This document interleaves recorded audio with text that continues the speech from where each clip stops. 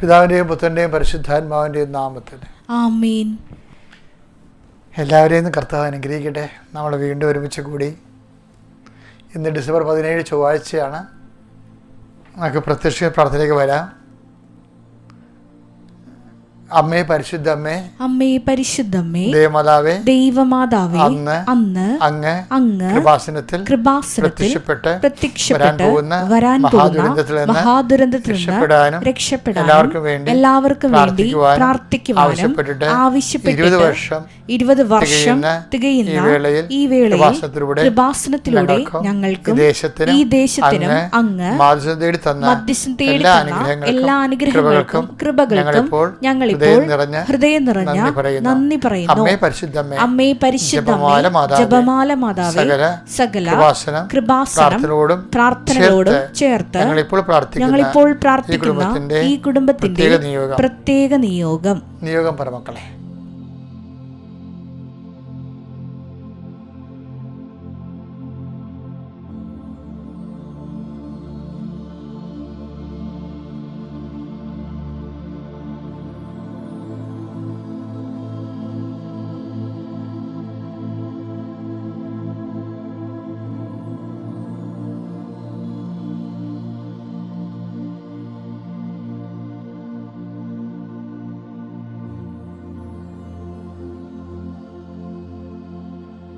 അമ്മയുടെ പ്രത്യക്ഷീകരണത്തിന്റെ ഈ ദ്വാദശക വേളയിൽ ഞങ്ങൾക്ക് സാധിച്ചു തരുവാൻ കനിയണമേ. വിശ്വാസ പ്രമാണം. സർവശക്തനായ പിതാവും ആകാശത്തിന്റെയും ഭൂമിയുടെയും സൃഷ്ടാവുമായ ദൈവത്തിൽ ഞാൻ വിശ്വസിക്കുന്നു. അവിടുത്തെ ഏകപുത്രനും ഞങ്ങളുടെ കർത്താവുമായ ഈശോ മിശിഹായിലും ഞാൻ വിശ്വസിക്കുന്നു. ഈ പുത്രൻ പരിശുദ്ധാത്മാവിനാൽ ഗർഭസ്ഥനായി കന്യകാമറിയത്തിൽ നിന്ന് പിറന്ന് പൊന്തിയോസ് പീലാത്തോസിന്റെ കാലത്ത് പീഡകൾ സഹിച്ച് കുരിശിൽ തറയ്ക്കപ്പെട്ട് മരിച്ച് അടക്കപ്പെട്ട് പാതാളങ്ങളിൽ ഇറങ്ങി മരിച്ചവരുടെ ഇടയിൽ നിന്ന് 3-ാം നാൾ ഉയർത്ത് സ്വർഗത്തിലേക്ക് എഴുന്നള്ളി സർവശക്തിയുള്ള പിതാവായ ദൈവത്തിന്റെ വലതുഭാഗത്തിരിക്കുന്നു. അവിടെ നിന്ന് ജീവിക്കുന്നവരെയും മരിച്ചവരെയും വിധിക്കുവാൻ വരുമെന്നും ഞാൻ വിശ്വസിക്കുന്നു. പരിശുദ്ധാത്മാവിലും ഞാൻ വിശ്വസിക്കുന്നു. വിശുദ്ധ കത്തോലിക്കാ സഭയിലും പുണ്യവാന്മാരുടെ ഐക്യത്തിലും പാപങ്ങളുടെ മോചനത്തിലും ശരീരത്തിന്റെ ഉയർപ്പിലും നിത്യമായ ജീവിതത്തിലും ഞാൻ വിശ്വസിക്കുന്നു. ആമേൻ. ഞങ്ങളുടെ പിതാവേ, അങ്ങയുടെ നാമം പൂജിതമാകണമേ. അങ്ങയുടെ രാജ്യം വരണമേ. അങ്ങയുടെ തിരുമനസ് സ്വർഗത്തിലെ പോലെ ഭൂമിയിലും ആകണമേ. അന്നു വേണ്ടുന്ന ആഹാരം ഇന്ന് ഞങ്ങൾക്ക് തരണമേ. ഞങ്ങളോട് തെറ്റ് ചെയ്യുന്നവരോട് ഞങ്ങൾ ക്ഷമിക്കുന്നത് പോലെ ഞങ്ങളുടെ തെറ്റുകൾ ഞങ്ങളോടും ക്ഷമിക്കണമേ. ഞങ്ങളെ പ്രലോഭനത്തിൽ ഉൾപ്പെടുത്തരുതേ, തിന്മയിൽ ഞങ്ങൾ രക്ഷിക്കണമേ. ആമേൻ. കർത്താവ് അങ്ങയുടെ കൂടെ സ്ത്രീകളിൽ അങ്ങ് അനുഗ്രഹിക്കപ്പെട്ടവളാകുന്നു. അങ്ങയുടെ ഉദരത്തിൻ ഫലമായി ഈശോ അനുഗ്രഹിക്കപ്പെട്ടവനാകുന്നു. പരിശുദ്ധ മറിയമേ, തമ്പുരാന്റെ അമ്മേ, പാപികളായ ഞങ്ങൾക്ക് വേണ്ടി ഇപ്പോഴും ഞങ്ങളുടെ മരണസമയത്തും തമ്പുരാനോട് അപേക്ഷിക്കണമേ. ആമേൻ. മക്കളെ, നമ്മൾ ഇന്നത്തെ ദിവസത്തെ അതിൻ്റെ എല്ലാ സന്തോഷത്തോടും ആശങ്കയോടും കൂടി കർത്താവിൻ്റെ തിരുസന്നിധിയിൽ പരിശുദ്ധ അമ്മയുടെ മാധ്യസ്ഥത്തിൽ ഏൽപ്പിക്കുക. നല്ല നല്ല ദിവസങ്ങളാണ് വരുന്നത്.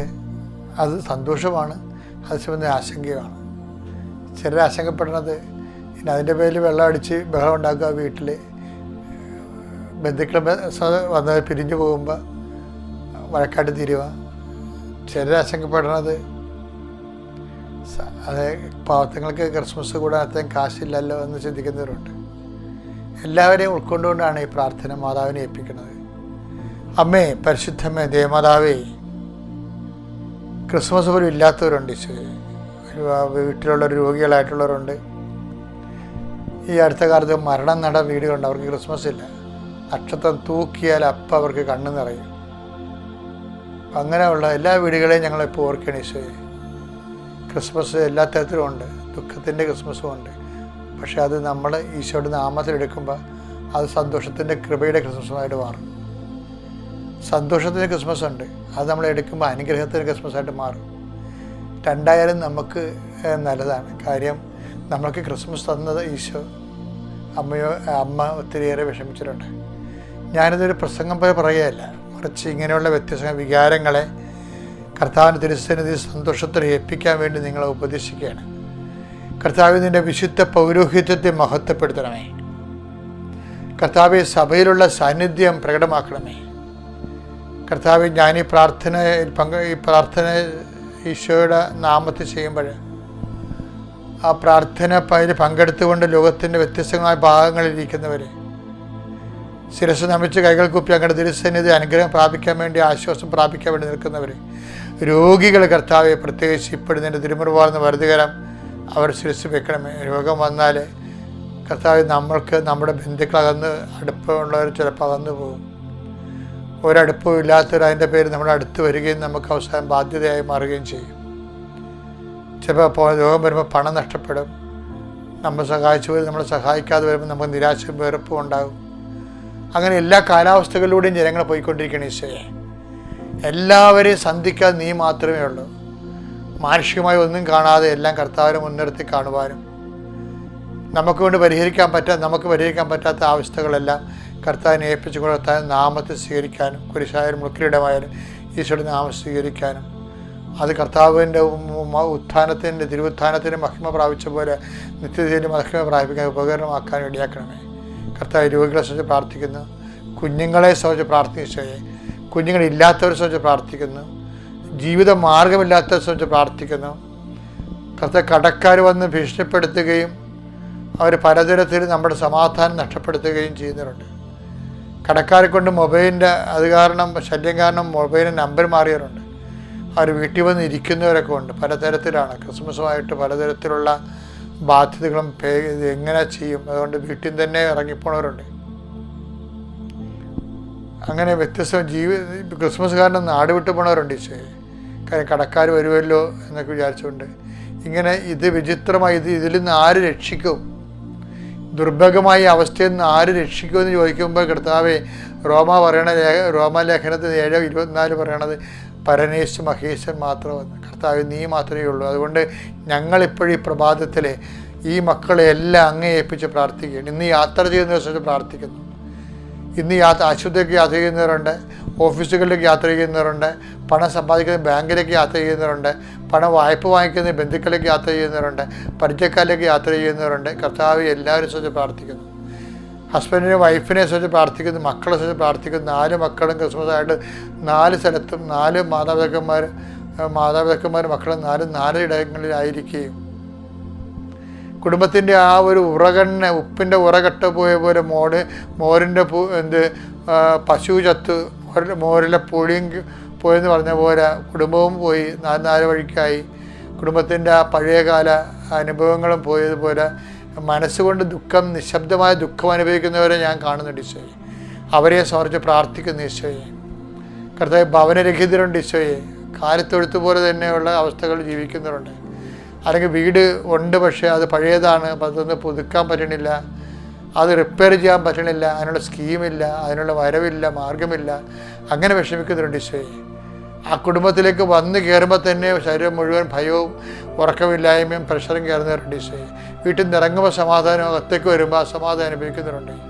അങ്ങനെ വ്യത്യസ്തങ്ങളായ വിഷമതകൾ അനുഭവിക്കുന്ന മക്കളില്ല, ജോലിയില്ല, വരുമാനമില്ല, എന്താണ് ചെയ്യേണ്ടത്, എങ്ങനെയാണ് ജീവിക്കേണ്ടത്, ഒരു ദിവസം എങ്ങനെയാണ് തട്ടിമുട്ടേണ്ടതെന്ന് മുന്നോട്ട് പോകണമെന്ന് അറിയാൻ പാടില്ലാത്ത ദിവസമുണ്ട്. കോടതിയിൽ കേസ്, കുടുംബ കോടതി കേസ്, മറ്റു പലതരം ആൾക്കാരുടെ ഭീഷണികൾ, അങ്ങനെയുള്ളവരുണ്ട്.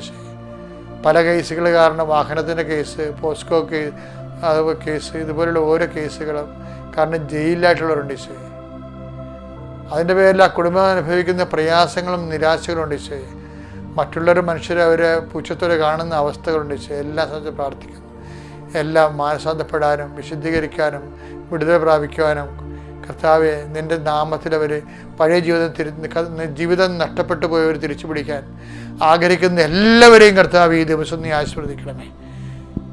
എൻ്റെ കർത്താവിൻ്റെ ഉന്നതമായ നാമത്തിൽ, സഭയുടെ അധികാരത്തിൽ, കുരിശിൻ്റെ അടയാളത്തിൽ എന്നെ കേൾക്കുന്ന എല്ലാവരുടെ മേലും കർത്താവിൻ്റെ തിരുമുറിവാർന്ന വലതുകരം, അണിപ്രധാർന്ന അത്ഭുതകരം, അടിപ്പിനെ പോലെ വൈദാഖാമ ദൈവികമായ ശക്തി നിങ്ങളെ ആവശ്യിക്കുകയും നിങ്ങൾ രോഗവിമുക്തരാകുകയും ചെയ്യട്ടെ.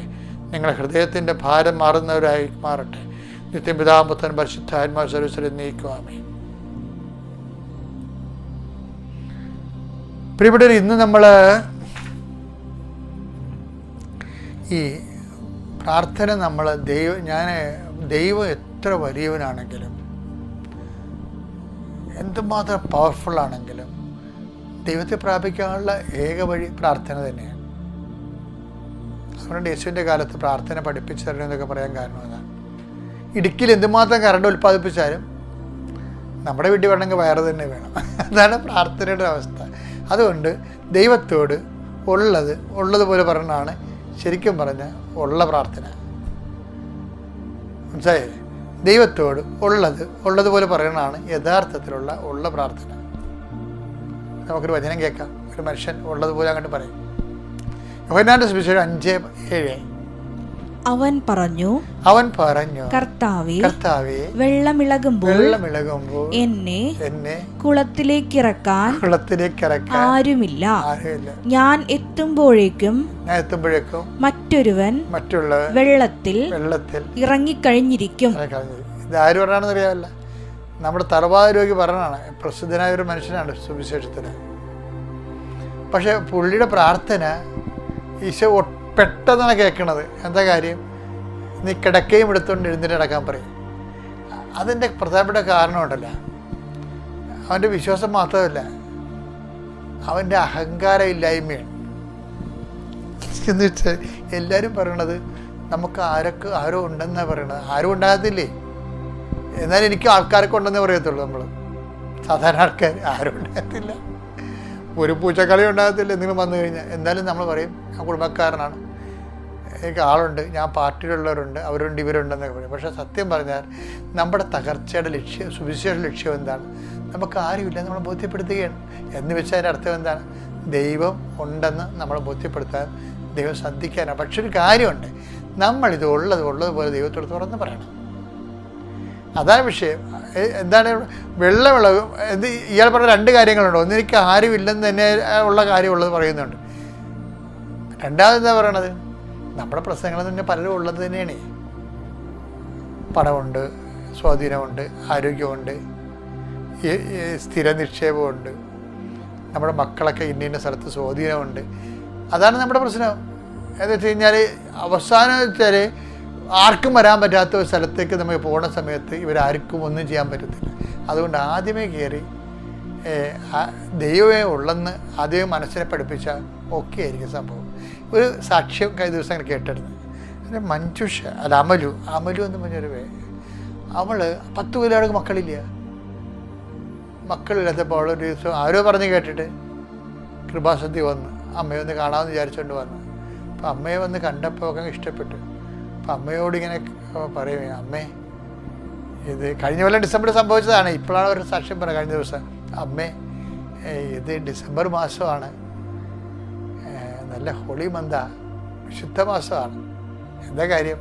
അമ്മയ്ക്ക് ഉണ്ണീശനെ കിട്ടിയ മാസമാണിത്, എനിക്ക് ഒരു ഉണ്ണീശനെ തന്നെ. Prayer is over. അത്രയേ ഉള്ളൂ. ആ ആഴ്ചയിൽ അവൾ പ്രഗ്നൻ്റായി 10 കൊല്ലത്തിന് ശേഷം. ഇതാണ് സിമ്പിൾ പ്രയർ. അതായത് പ്രാർത്ഥന എന്ന് പറയുന്നത് ഉള്ള കാര്യം ഉള്ളതുപോലെ പറയണതാണ് ഉള്ള പ്രാർത്ഥന. Praise the Lord.